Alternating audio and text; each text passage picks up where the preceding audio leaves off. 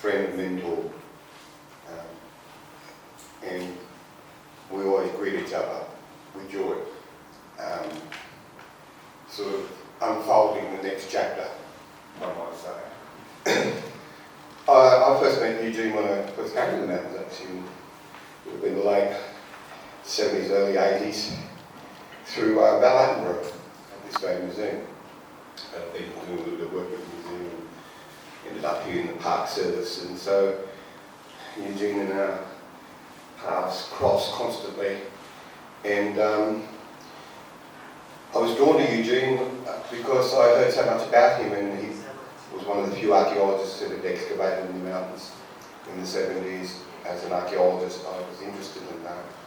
And I gravitated towards it because I also knew that he was Cambridge trained too, so that was quite important here in Australia, as that was the emerging, one would say, standard, particularly in excavation.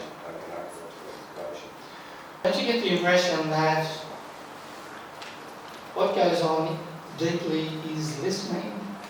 And one of the aims of our trust is to listen to the land, to be inspired by that, the land they're hinting at.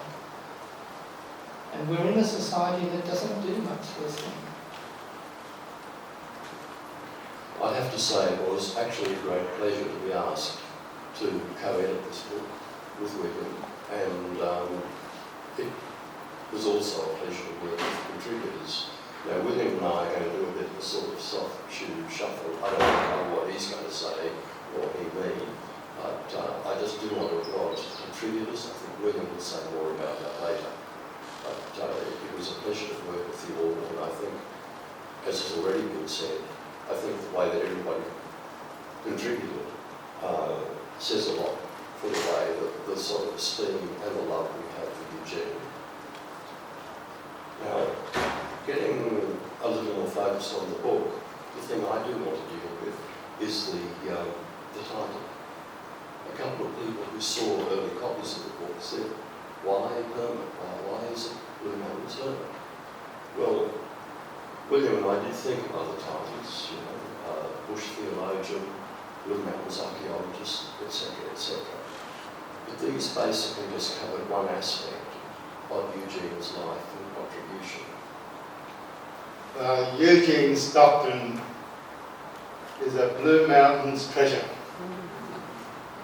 And in no way do I want to embarrass him, but Eugene truly is a special person. Actually, he is more than special. He is unique. He is inspiring and creative. He is exceptionally generous and unworldly. He has a delightful sense of fun, an extraordinary, as Wayne said, an extraordinary capacity for friendship.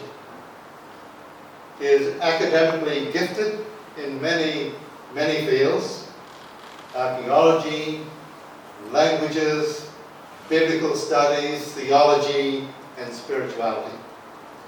Yet completely modest about his achievements. I really want to say thank you to a lot of people. The voice is not too good, but I'll say if I can mention the ones. First of all, thank you very much, Bishop Vincent. It's a great honour for you to come today.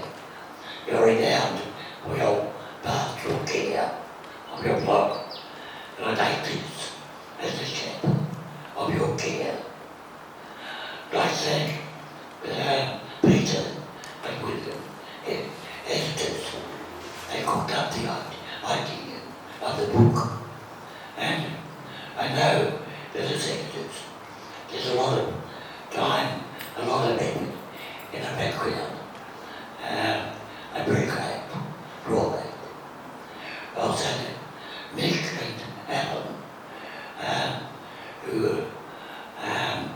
did all the practical work and organising today. And then I want to thank the contributors that books. Very kind and gracious words. I think a bit exaggerated. All the positives and negatives. I thank you very much for your work. And lastly, I'd like to thank all of you who have come today. I didn't expect anything like this done, but thank you for that support and benefit on being in your company, but to celebrate such a fabulous man. Many moons ago, when I walked into Bob Davis's office, I was a casual teacher, I'm a sole parent, and I needed to supplement my income. I was struggling a bit, and I walked into Bob Davis's office and said, I'm willing to do some work with you. I'm very interested in political affairs. I'm somebody who takes an interest and cares for our community. There were a few people that Bob suggested back then that I should take note of and listen to. And you can imagine who one of them is. I'm just going to channel Bob Davis at the moment in his tweed coat, because he can't be here. Trish, Eugene Stockton. He's a man of great wisdom. Take note. Open your ears. It's an honour for me to launch this book, which is a tribute to the life, work, passion and achievements of Father Eugene Stockton, whom I first met many years ago when I was a Franciscan living out in Kellyville, and he was at Emilsen.